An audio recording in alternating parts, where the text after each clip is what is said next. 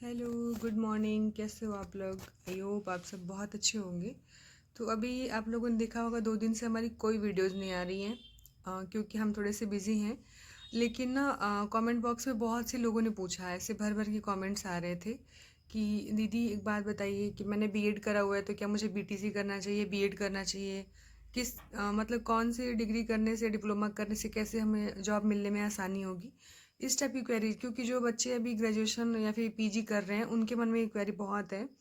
तो लोगों को लगता है एक गवर्नमेंट मतलब खास तौर पे जो टीचिंग की जॉब होती है बहुत सेफ और वैसा फील होता है कि लड़कियों के लिए तो थोड़ा ज़्यादा ही रहता है कि चलो लड़की घर पे रह के तैयारी भी कर सकती है, और एक बार टीचर बन गई तो ये थोड़ा सा बहुत ही ऐसे लोग समझते हैं कि बहुत इज्जत वाली नौकरी है। हालांकि सारे जॉब अच्छे हैं, लेकिन लोग थोड़ा सा, और हमारे साइड के लोग थोड़ा ज़्यादा प्रेफर करते हैं कि लड़की टीचर बन जाए तो इससे अच्छी कोई बात ही नहीं हो सकती है। तो बहुत से लोगों के सवाल आ रहे थे कि बीएड करना चाहिए, बीटीसी करना चाहिए, आगे किस तरीके से हमें तैयारी स्टार्ट करनी चाहिए कि हमें जॉब मिलने में थोड़ा आसानी हो जाए। तो प्लीज़ आप गाइड करिए, क्योंकि आप उस दौर से होके गुजर चुकी हैं। अभी ये सब सुनने के बाद बहुत से लोग ज्ञान देने के लिए भी आ जाएंगे कि आपका तो अभी अटका हुआ है, अपना तो ठीक करा ही नहीं, अपनी तो प्रॉब्लम्स आपके ठीक हो नहीं रही हैं, दूसरों को ज्ञान देने आ गई। तो ऐसे लोगों को इग्नोर करते हैं। मुझे पता है सबकी मेंटालिटी पॉजिटिव और नेगेटिव। तो सबसे पहले जिन लोगों ने ग्रेजुएशन किया या भी पीजी किया है वो बीएड या बीटीसी करने का सोच रहे हैं। तो मेरे अकॉर्डिंग क्या है कि अगर आपको सोच रहे हो कि 6 to 8 तक का ही टीचर बनना है, मतलब प्राइमरी और वैसे छोटे बच्चों को पढ़ाना है, तो आप बीटीसी कर लीजिए, जो डिप्लोमा होता है 2 साल का। या तो अगर आपको सोच रहे हो कि नहीं मैं हायर लेवल तक जाऊं, तो फिर आप बीएड कर लो। लेकिन बीएड वालों के साथ प्रॉब्लम क्या है ना, कि वैकेंसी जो है सबसे ज़्यादा वो प्राइमरी की आती हैं या फिर जूनियर की आती हैं।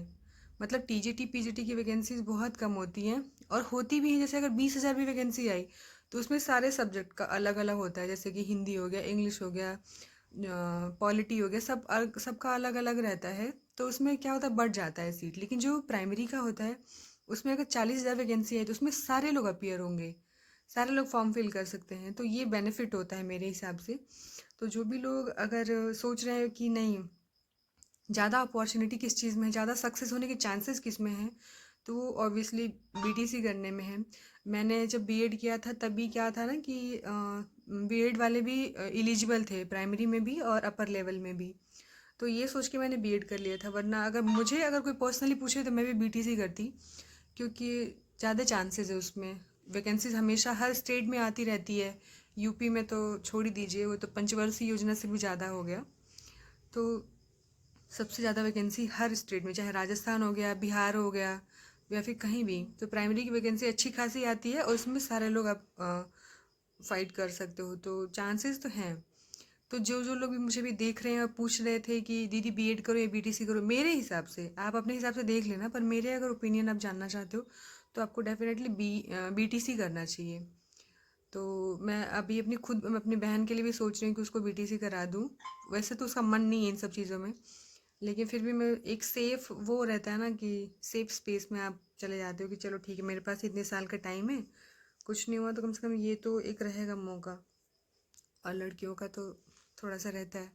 तो लॉन्ग टर्म में सोच के अगर देखें तो मैं प्रियंका को भी बीटीसी कराऊंगी।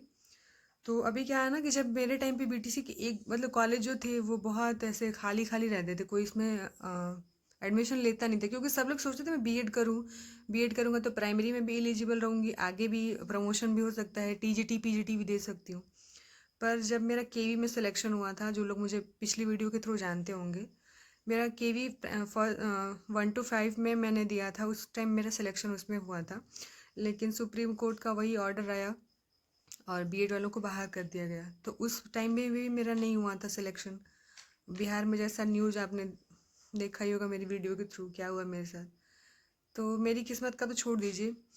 तो इसलिए उस टाइम पे ऐसा था। लेकिन अभी क्या है ना, सीटें बहुत फुल चल रही हैं। तो अभी जब भी इसका नोटिफिकेशन आएगा तो आप लोग प्लीज़ उसके लिए जो भी रिक्वायरमेंट चीज़ें होती हैं वो कर दीजिएगा और बीटीसी करिए। फिर बात आती है सीटेट वालों की। बहुत से लोग बोलते हैं दीदी प्लीज़ सीटेट के लिए गाइड करिए, सीटेट के लिए गाइड करिए। आपका कैसे एक नहीं दो दो तीन तीन बार आपने सीटेट दिया और सब सब में क्वालिफाई हुई हैं आप। तो हाँ, मैंने सीटेट और टेट सब दिया हुआ है। उस टाइम भी 2000 एग्जैक्ट मुझे याद नहीं है, 2021 में, 2021 या 22 था, मुझे याद नहीं आ रहा अभी। जब मैंने लास्ट सीटेट दिया था वो, उसमें मैं क्वालिफाई हुई थी। तो जो लोग सीटेट की तैयारी करना चाहते हैं ना, उनको कुछ भी नहीं करना। जो बीटीसी वाले हैं, जिन्होंने बीटीसी किया हुआ है, डीएलएड, तो उनको ना अपना सिर्फ सिलेबस भी अगर वो पूरा ढंग से पढ़े होंगे तो उनके लिए काफ़ी इजी होता है, क्योंकि उसमें सारे सब्जेक्ट में आपको पेडागॉजी आता है 15-15 नंबर का। मतलब 75 नंबर आप ऐसे ले जाओगे अगर थोड़ा सा भी कॉमन सेंस अपना यूज़ कर लेंगे आप तो। और फिर बची बाकी चीज़ें, तो थ्योरी और फैक्ट आते हैं, तो आप कोई भी यूट्यूब चैनल एक पकड़ लीजिए जो जिससे आपको समझ में आता हो। जैसे मेरे टाइम तो मैं क्या था कि मैंने एक हफ्ते में ही तैयारी करी थी, तो सचिन एकेडमी करके एक सचिन सर हैं जो सीटेट के लिए बहुत माने जाने माने टीचर हैं, तो उनसे मैंने तैयारी करी थी। तो आप लोग भी चाहें, अगर आपको लोगों को समझ में आता हो तो सचिन सर की वीडियो देखिए। और 1 महीना बहुत है सीटेट की तैयारी के लिए, आप आराम से 100+ स्कोर कर जाओगे। तो उसमें ज़्यादा कुछ चाहिए नहीं होता है, 90 नंबर में आप एलिजिबल हो जाते हैं। और जो लोग अलग अलग कैटेगरी में आते हैं तो कुछ लोग 82 नंबर में भी क्वालिफाइड हो जाते हैं, तो उसमें कोई दिक्कत नहीं है। सबसे पहले अपने आप।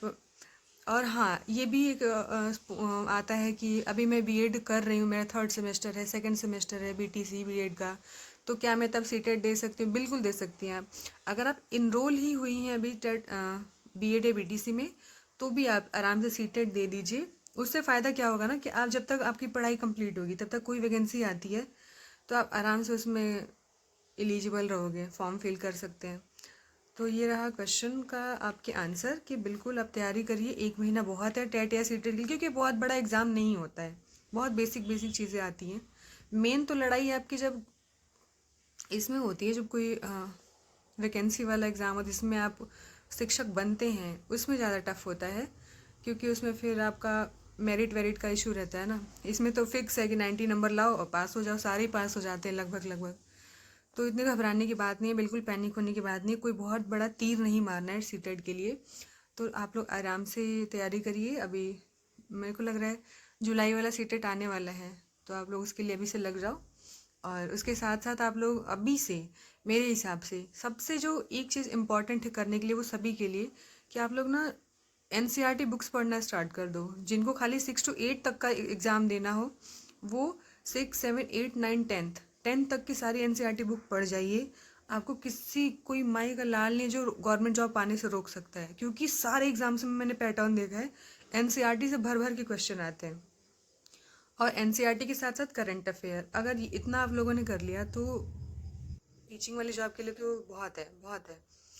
और उसके साथ साथ जो एक निरंतर रहता है ना पढ़ाई का, वो टूटना नहीं चाहिए। अगर आप आज 2 घंटे पढ़ रहे हो तो इस चीज़ को मेंटेन रखो, किसी भी दिन गैप नहीं होना चाहिए। मैं खुद का अनुभव बताती हूँ, हम लोग के साथ हमेशा यही होता है, डिस्टर्ब बहुत ज़्यादा रहते हैं। कभी दीदी के यहाँ जाना हुआ, कभी कुछ काम, क्योंकि हमारे घर में इतने लोग नहीं है जो सारी हमारी चीज़ें करके ला के दें, तो खुद से करना रहता है। तो इस चक्कर में पढ़ाई बहुत डिस्टर्ब होती है। एक दिन अगर आप पढ़ाई करते हो ना और 2 दिन नहीं करते हो, तो उस चीज़ को रिकवर करने में कम से कम 15-20 दिन लग जाते हैं, सीरियसली बता रही हूँ मैं। 15-20 दिन लग जाता है ट्रैक पे आने में। तो आप लोग प्लीज़ इस चीज़ को जो अब रेगुलर रखो। अगर 2 घंटे 4 घंटे जो भी पढ़ाई कर रहे हो, हालांकि आपको करना तो चाहिए, कम से कम 5-6 घंटे पढ़ाई बिल्कुल बहुत ज़रूरी है। तो 5-6 घंटे आप पढ़ाई करिए और उसमें गैप नहीं होना चाहिए, डेली उस चीज़ को मेंटेन रखिए। और फिर लोग कह रहे हैं TRE 4 आ रहा है, TRE 4 का नोटिफिकेशन कब तक आएगा, कैसे उसमें क्या क्या तैयारी करें। तो आप अगर अपने आसपास कोई कोचिंग सेंटर है वहाँ पे जाके एडमिशन ले लीजिए सबसे पहले। और अगर गांव में, जैसे मेरे गांव के उधर के लोग हैं जो जिनके पास ये सुविधा नहीं है, कुछ लड़कियों को लोग नहीं जाने देते हैं, फाइनेंशियली प्रॉब्लम होती है, कुछ और भी प्रॉब्लम होती है, तो आप लोग घबराइए मत बिल्कुल भी। कोई भी एक ऑनलाइन कोर्स ले लीजिए जो 1000 रुपये तक में मिल जाता है, 1000-1200 का। तो आप वो कोर्स खरीद लीजिए और घर पे बैठ के वीडियो देखिए ऑनलाइन, और प्लस अपने नोट्स बनाइए या फिर PDF जो मिलता है उससे पढ़िए। इतना, और यूट्यूब तो है ही अपना प्रैक्टिस वगैरह करने के लिए। तो घबराइए मत, घर पे रह के भी पढ़ाई की जा सकती है। मैंने देखा है ऐसे कितनी हाउसवाइफ हैं जो घर पे रह के अपना घर चलाते चलाते भी, और वो आज टीचर बनी हुई है। मेरे कितने सारे फ्रेंड्स जो मेरे साथ बीएड की थी, उन लोग का भी सिलेक्शन हुआ है। तो बहुत अच्छा भी लगता है और अपने लिए बुरा भी लगता है। तो ये तो सब पार्ट ऑफ जर्नी, इस चीज़ को वो नहीं करते। तो TRE 4 मुझे लग रहा है मार्च के मिड तक आ जाएगा। तो आप लोग अभी से उस चीज़ के लिए तैयार हो जाइए।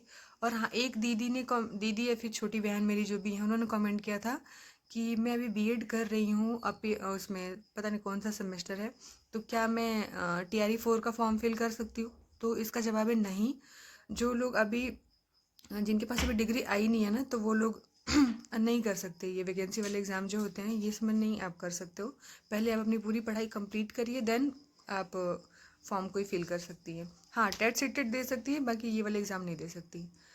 तो आई होप ये वीडियो काफ़ी ज़्यादा यूज़फुल रही होगी मेरे जैसे एस्पिरेंट के लिए, जो अभी टीचिंग के लिए तैयारी कर रहे हैं या फिर करने वाले हैं। अगर आपका एक भी कुछ भी डाउट अभी रह जाता है और आपको लगता है कि मैं उसका जवाब दे सकूँगी, तो आप लोग प्लीज़ कमेंट बॉक्स में पूछिएगा। मैं कोशिश करूँगी अपने नॉलेज के हिसाब से उसका जवाब दे पाऊँ सही सही। और ये वीडियो बनाने का मेरा मेन वही था, मकसद यही था कि जो जिस चीज़ के थ्रू मैं गुजरी हूँ, जो जो चीज़ें मुझे काफ़ी हेल्प की हैं एग्ज़ाम को क्लियर करने में, वो आप लोगों को भी मैं बता सकूँ। तो ठीक है, फिर मिलते हैं किसी अच्छी वीडियो में, अगली वीडियो में। तब तक के लिए आप सब अपना ख्याल रखिए। बाय।